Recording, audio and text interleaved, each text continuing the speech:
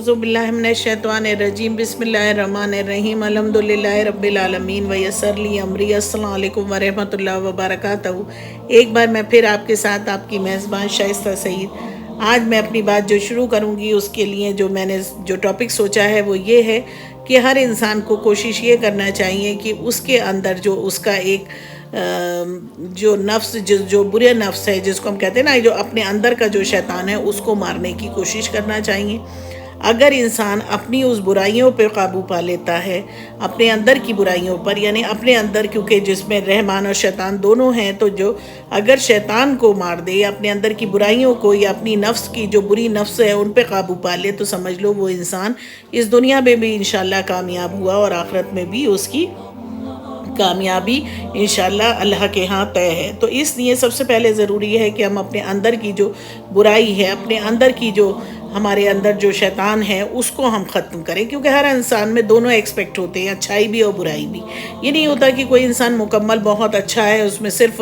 अच्छाई है, कोई बुराई नहीं है, और कोई इंसान बिल्कुल बुरा है, उसके अंदर कोई अच्छाई नहीं। ऐसा बिल्कुल नहीं है। हर इंसान में ये दोनों अनासर हैं, अच्छाई भी और बुराई भी। ये हमारा पर्सपेक्टिव है कि हम उसमें क्या देखते हैं। जो इंसान अच्छा होता है वो दूसरे में भी अच्छाई तलाश करता है, और जो इंसान बुरा होता है, जो जिस शख्सियत का मालिक होता है, उसको वही चीज़ ज़्यादा दूसरे में भी दिखती है।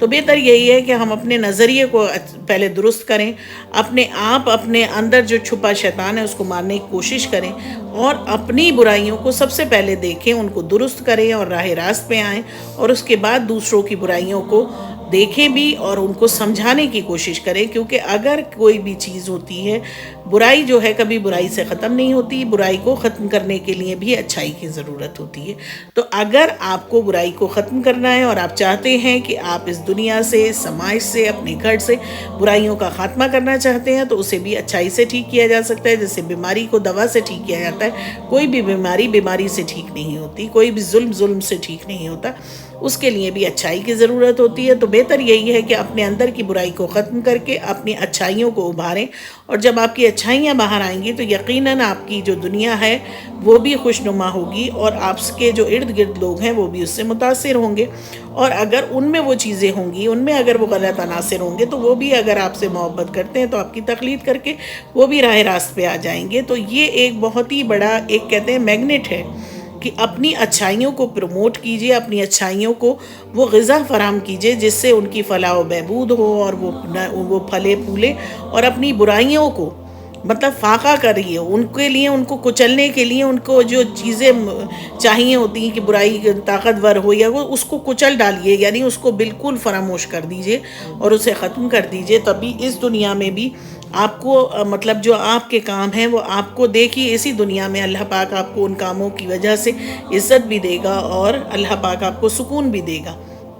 लेकिन बहुत से लोग ये होता है कि भाई दूसरे को तो बताते हैं, मैं भी एक इंसान हूँ, मेरे अंदर भी बहुत शॉर्ट कमिंग्स है, कोई भी इंसान मुकम्मल नहीं। मैं ये कह दूँगी नहीं मुझे तो सब मालूम है, मैं तो सब कुछ जानती हूँ, नहीं, मैं बिल्कुल कुछ नहीं जानती। लेकिन हाँ, मेरे अंदर भी एक मतलब एक अजीबो गरीब एक चेंज देखने को मिला मुझे, क्योंकि मैंने 2019 में जब मैं उम्रे के लिए गई और वहाँ से जब से मैं लौट कर आई, तो मेरी दुनिया में बहुत बड़ा एक चेंज मैंने महसूस किया, कि मुझे हर चीज़ ये लगने लगा कि दुनिया में कोई भी चीज़ ऐसी नहीं है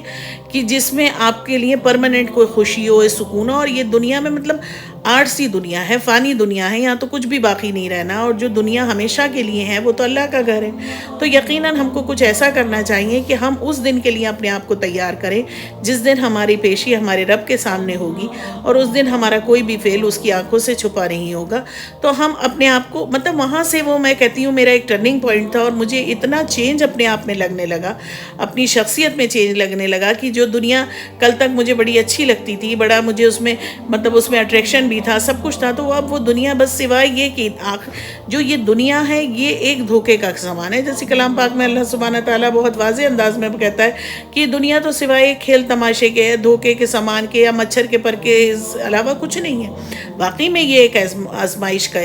जगह है। तो मेन जो ठिकाना है वो तो अल्लाह का घर है, और जब अल्लाह ही के घर जाना है, और वो चीज़ जहाँ वो यहाँ की अगर खुशियाँ और सुकून हमको इतना लुभा रहे हैं, तो वो चीज़ और वो खुशी और वो خوبصورتی تو ہمارے دماغوں سے بھی ماورا ہے، جو جس کا نام جنت ہے وہ تو کوئی انسان سوچ بھی نہیں سکتا. سو یقیناً اگر جس نے وہ چیز پا لی اور اللہ کی خوشنودی حاصل کر لی اور اللہ سے اسے بندے کو ہدایت مل گئی، تو یقیناً وہ بندہ تو سب سے زیادہ کامیاب اور سب سے زیادہ مطلب اس دنیا میں بھی اور آخرت میں بھی. جس نے آخرت کی فکر کری تو اللہ سبحانہ تعالیٰ کہتا ہے، اور حدیث مبارکہ سے اس کے حوالے ملتے ہیں کہ دنیا اس کے قدموں میں تو ویسے ہی آ جاتی ہے، لیکن جو صرف دنیا کی فکر کرتا ہے، اس کی آخرت کی فکر نہیں ہوتی، تو وہ اس دنیا میں بھی خوار ہوتا ہے اور آخرت تو ظاہر بات ہے خسارے میں، کیونکہ اس نے تو خود ہی آخرت کے بارے میں نہیں سوچا. تو یہ ایک بہت بڑا ٹرننگ پوائنٹ تھا جو مجھے اپنے اندر فیل ہوا، اور پھر مجھے لگا کہ میں کسی بھی طرح سے